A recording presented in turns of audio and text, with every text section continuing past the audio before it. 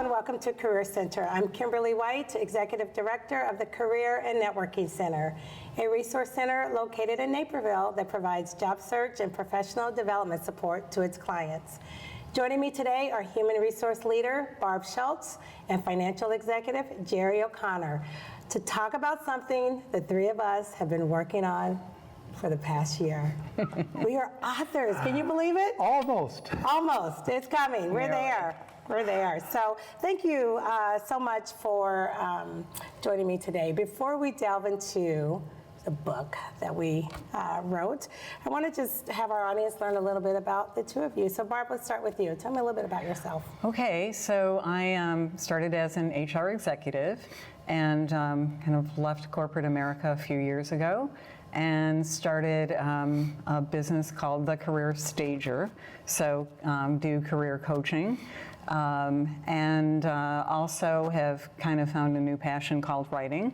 So write articles on topics of career advice and have had some success getting them published, so happy about that. And now, I guess I could add author to the list. So absolutely. Yeah. And I don't think you even had an inkling that you were a writer, if you will. No, I mean, it just, it just kind of happened as a result of the project, so it's been great. Yeah, and in your roles in HR, you've done a lot of work in HR and... have worked primarily in entrepreneurial settings and, have had experience in the U.S. and Canada, and really, kind of all phases of HR. So being on the other side of it now, looking through the lens a little bit of a job seeker is interesting and fun to kind of see it from a different point of view. Great. Well, we're going to chat about that in a little bit. And GERRY?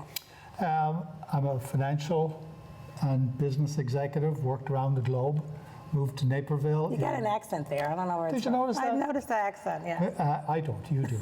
Moved to Naperville in 1996. My wife and son and I spent 20 wonderful years here. He went to Naperville North, loved it. Go North. I got very involved in helping people manage job transition back in the 2008 period especially. And I became a volunteer at the fledgling Community Career Center, and that's where I met you first. We were both volunteering there, if I recall, back then.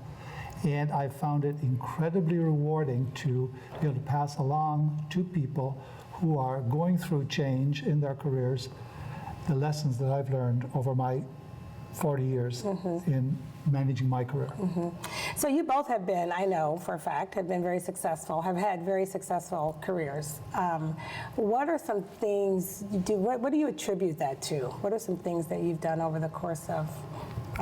So I think, one of the best bits of advice actually when I had lost a job and went to outplacement was that you really have to think about yourself as sort of you incorporated and understand that you're kind of a package deal and that when you step foot into a new place that you're kind of taking all the skills that you have and that you don't figure, well, I'm an expert and I don't need to do anything more. I mean, you really have to remain agile and always be ready for, the next project or the next learning. Yeah. What about you, GERRY? I was with a company that went broke back about 30 years ago, and I was on the street, and I had no idea how to look for a job. I had no idea what networking was. And somebody took me under their wing and educated me on the art of networking, the value of networking, and how to find the job of my dreams. And I found it.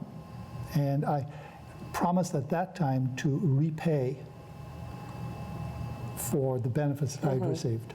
Now, you said 30 years ago, and someone took you under their wing, and they talked about networking. And we talk a lot about networking because it is so prevalent in, professionally in our lives in general.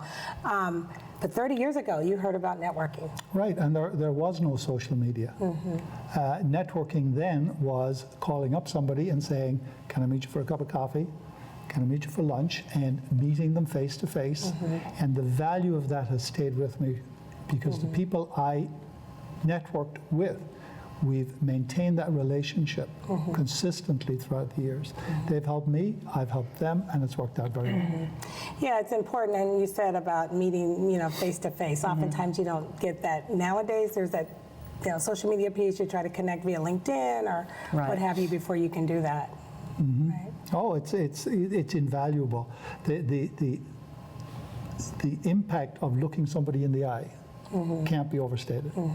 What are your when you think about networking today versus then? What are your thoughts around that? Yeah, I mean, probably the same thing, and I know we'll be talking about millennials, but I think, one of the, it's funny, it's the most effective way to find a job, and it's one that people find really difficult to do, to get out there and, kind of put themselves on the line. So, jobs searches turn into something very passive because it's easy to do.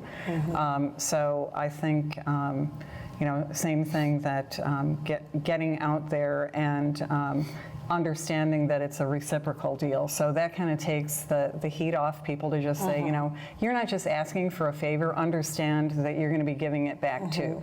So that's kind of how I explain it to clients to make them feel more comfortable with it. Yeah, that's really important, kind of you're helping one another throughout that process. Exactly. And it's broader than just looking for a job also. Right. I mean, the value of talking to your network and soliciting advice from them about problems you could be encountering at work or problems with your career. Are you on the right track, on the wrong track? So having a good network of advisors is just an amazing resource. Or in other words, a mentor. A mentor is the creme de la creme. Let's talk about that a little bit, because I know we do focus on mentors a little bit, but that's really when you say having a network of advisors to help you through work or issues that may come up. It's really a mentor, having someone you can and the great strength of a mentor. Mentoring is somewhat different in that typically a mentor is somebody senior and has moved they're ahead in their careers, and they're mentoring somebody who's starting out or at an earlier stage. The great challenge with mentoring is for the mentor and the mentee to create a very honest, straightforward relationship where they can criticize, they can look on everything constructively, and if they can get to that place, that is so valuable. Yeah.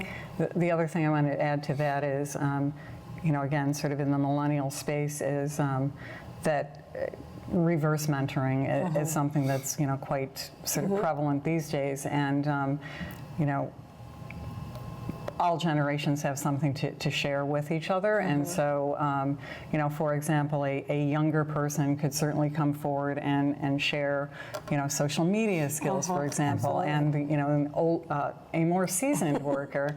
That's where we fall in. Yeah, more seasoned worker has legacy knowledge. So, again, if you look at it that we're all really trying to help each other, I think is a way to kind of view it. Yeah, for sure. Before we start talking about the book, just a couple more questions. What's the best job advice that you've received during your career? One or two? You go first. I'll go first. So I alluded to it earlier. The best advice and the best benefit I've ever had in my career is networking. Face-to-face networking, it's where all the information is. It's where information about jobs are, information about careers. It's where you make great friends. So I encourage people to network and get to love it. And I would say, once you're on the job, people sometimes wait for an opportunity to come to them and, wait for permission. And I say there's such value in volunteering for projects, getting that exposure, getting the learning, and, people, so it's not always about getting paid for it. The money will come, but just, to step out and just see a problem and come up with a solution and present it. It works quite effectively. Yeah, for sure. And then one other question. Folks that are in transition that just feels as though, they're the only one in this moment going through that. What piece of advice would you give to them? I've been there, Yeah. so I know well, I have a very good inclination. I think I know what they're feeling. And the best advice I can give to them is it's a roller coaster they're on. They're going to have great days when they're looking for a job because there's 2 or 3 potentials out there, and they're going to have bottom days where there's nothing out there. It's to stay focused, have a daily routine, have a weekly routine. How many people are you going to network with this week? How many applications are you going to make next week? Have a steady routine, and structure. once that happens, once you have that structure, and ask for help. Probably the most important thing is to ask for help. Don't go into a funk because people want to help you. Yeah, for sure. And I would say, to add to that, what I see is a lot of people are kind of pursuing tactics, and they're not thinking about the strategy. So they're kind of doing bits and pieces here and there, but they don't have a master plan. And so, really without that focus, you're really going to spin your wheels and spend a lot of time that ultimately is not productive. And I think eventually people get to that because they'll come in and say, oh, I sent out 500 resumes. Yeah.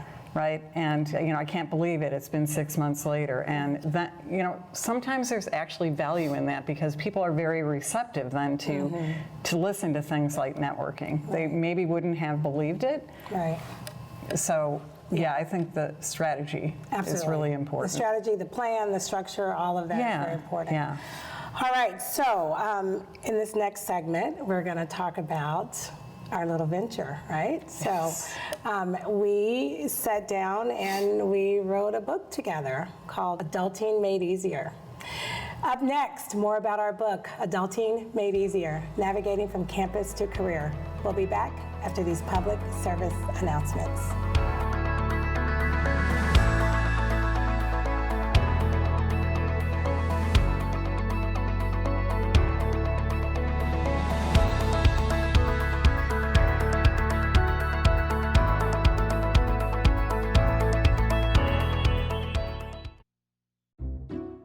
I'll never forget the day our landlord called and said, read your lease. No pets allowed. My owner tells him my dog ate the lease, but that didn't work. And now I'm stuck in a shelter. But this pit bull is ready for a new crib. I'm loving, loyal, and play well with others. So don't be intimidated by all my muscles, because the biggest one I have is my heart. That's right, I said it.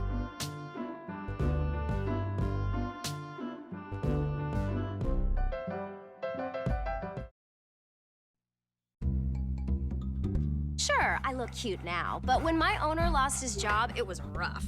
I was living on the street, and one night, me and this Cocker Spaniel got into it so bad, I wound up looking like an ice cream cone. I cried a little bit, but thankfully I got rescued, so I'm running, I'm jumping, all back to my old self, and I'm ready to give unconditional love, even if you put a lampshade on my head.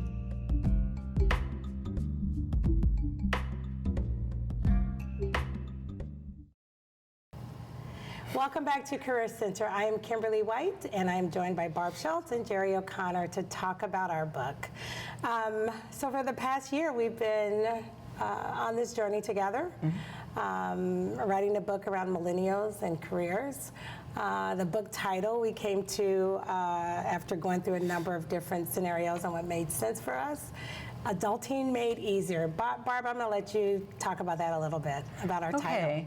Yeah, so we wanted to have a title that would really catch the eye of our audience, and so I spent some time, looking at words that 18 to 25-year-olds would use, and I know you came up with a really good idea of sending a survey out, because no matter what we thought was kind of secondary to really reaching the reader. So the idea was that it's helping people to get from being a student to actually being a responsible person, let's call it an adult. Yeah. And while we aren't saying that it's easy, we're saying it's, we believe by virtue of reading our book that it'll be easier to make that transition from being a kid at home and mom and dad kind of taking care of you to you're off on your own and you're making good decisions. Yeah, I mean, I love the title. I think when you first brought it to us, I had heard my kids say it a couple times, right? And I thought, yeah, this makes sense. Adulting. Yeah, and we wanted to capture the, the audience again, and high school through finish college, and you're off to your first job. So that seemed to kind of, say it in the title. Connect. So, Jerry, I think you were kind of the inspiration behind the book. So let's talk a little bit about that. I wouldn't take all of the credit. I began to think about a book on managing personal finances for millennials and people up to 30, 40 years of age. And as they go through transitions from paying off student debt to earning big money or more money, and then to taking out a mortgage and all of that transition. And I'm not a writer, so I approached Barb, who I've worked with, and she's a wonderful writer, and I asked her to help me structure this book. And the more we delved into it, the more we realized that the best financial advice we could give to people in that starting out age group is manage your education and get on a career that's going to make you happy in your life. Enter Kim. I've worked with you for many years as a volunteer at the Community Career Center, and your expertise in that area is the best. So the team, we have the writer, we have the subject matter expert, and I'm the planner or the organizer. We complement each other really well. Yeah, it was kind of a labor of love as we went through the process, right? I think really looking at who our audience was and how we could best help them. Right, and I know we talk about the high school student as they go through college, and some may not go to college, and so we also focus on those students who may be interested in working in the trades, and so we really kind of covered the gamut. But we also talked to the parents, which was, I think, a really big thing in the book. Yeah, and I'm glad you brought that up. That was something that we really wanted to make clear, that often there's a stigma about taking a route other than a four-year college, and so we wanted to really make it clear that there are a number of choices, and all of them really should be suited to the person, their skills, their financial means, all of that, and so that was really kind of a piece of the foundation of our book. Right. What was the thing that surprised you the most as we went through the process? Let's talk about probably from a content, part of the book, not necessarily just kind of the writing part. Like, what surprised you the most in terms of things that you learned as you were doing research? I probably, because you spoke to, I think, probably more people than I know that I spoke with throughout the process. Yeah, and I think it was important to take what I knew of a different demographic, because I would typically be dealing with people maybe in the 35 to 60-year-old. So I wanted to make sure that I respected all generations, and so I probably spent more time on understanding that age group, what they cared about, because we all wanted to make sure that we were speaking to them in a way that they could relate to. So probably the research in that, because I felt like I, from my HR experience, had a pretty good handle on job seekers in general. Yeah. But Generation Y and Z in particular. Right, right. And what about you, Jerry? The thing I learned the most about was the education choices. Coming out of high school, this automatic go to four-year college has some benefits, has many benefits, but a number of people who go down that path don't make it. I'm always astonished that almost 4 out of 10 people who go into a four-year college don't graduate in 6 years. And I often wonder, what happens to those people? Do they end up depressed? Do they end up with large student debt? And there are other choices. And I don't think four-year college fits everybody. And it's trying to figure that out. What are the other approaches? And that's something that we've tried to address in the book. There is a broader future than just going to a four-year college. Do you want to elaborate a little bit on that? So we tried to, and I'm just trying to think how to elaborate on it without repeating what I said. There are alternatives. There's obviously things like community colleges, apprenticeships, Trade schools, trade schools, and we're also encouraging people who are unsure of where to go to get some part-time jobs, get some summer work experience, get internships. These things provide invaluable guidance as to not only what you might like, but what you don't like. So, yeah, absolutely. So it's helpful to hear you, because then it kind of sparks something else.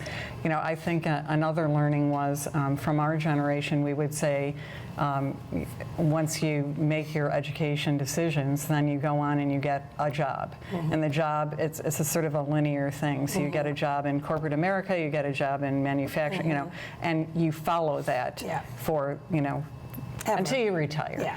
And so, you know, again, something I found like really fascinating was that talking to a number of millennials, which we interviewed for the book, they don't see it as one choice, and I really admire the risk taking, and you know, not worried about, well, you know, what would people think? We used to call it, well, you're moonlighting because you've got to sort of supplement your income, and they see it as the experience is just great, and they're not apologetic about it. They shouldn't be. They're very unapologetic. Yeah, so you know, you can do multiple things, be an entrepreneur, do a sort of a side hustle, be a Lyft driver, and it's all fine.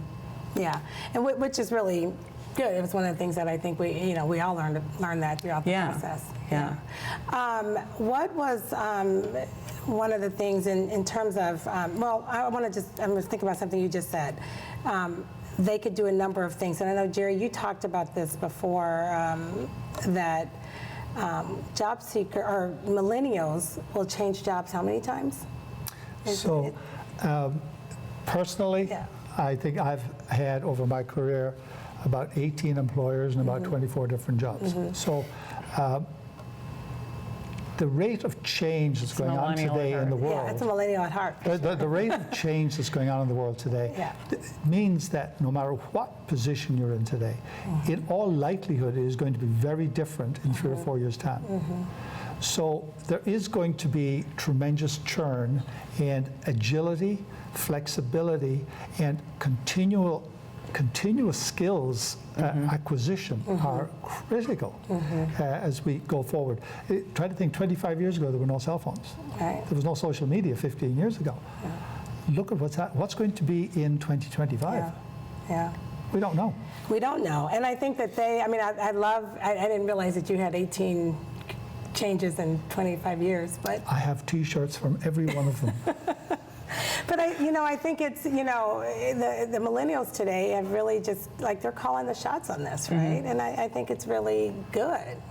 I remember when my son said, after a year and a half that he was switching, I'm like, no, you're not. And then I thought, I can't tell him that anymore. He's going to do it. And he had a path. He knew what he wanted to do. And, the other thing, of course, is that there's a big loss of faith about employers. So, our generation, if you signed on for, working for someone, you would feel rather comfortable that you'd have a job for as long as you wanted. And, younger kids saw that that's not the case. Right.